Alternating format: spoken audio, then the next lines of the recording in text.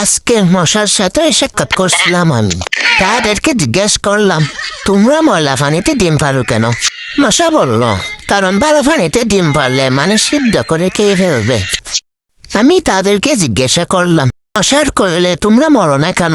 মশা বলল, আমরা যদি মরে যাই তাহলে কয়লার ফ্যাক্টরি বন্ধ হয়ে যাবে। আমি আবারও তাদেরকে প্রশ্ন করলাম, তোমরা মানুষের কানের কাছে এসে জ্ঞান জ্ঞান করো কেন?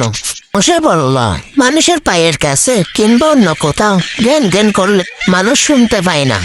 আমি তাদেরকে জিজ্ঞাসা করলাম, আমি শুনছি পুরুষ মশারা নাকি রক্ত খায় না, তাহলে ওরা কি খায়? মশা বলল, পুরুষ মশারা শুধু বউয়ের বকা খায়। আমি বললাম, মশা কামড়ারে ডেঙ্গু হয় কেন?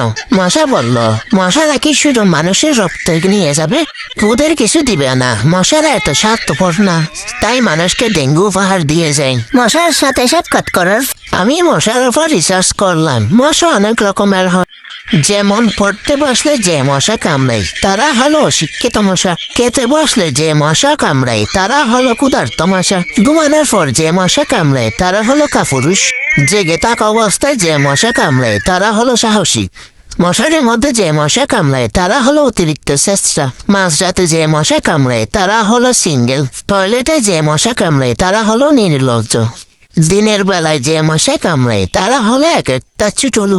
আমার এই ভিডিওটা দেখার সময় আপনাদের যে মশাগুলো কামড়াইতে আছে এগুলো হলো প্রতিবাদী মশা।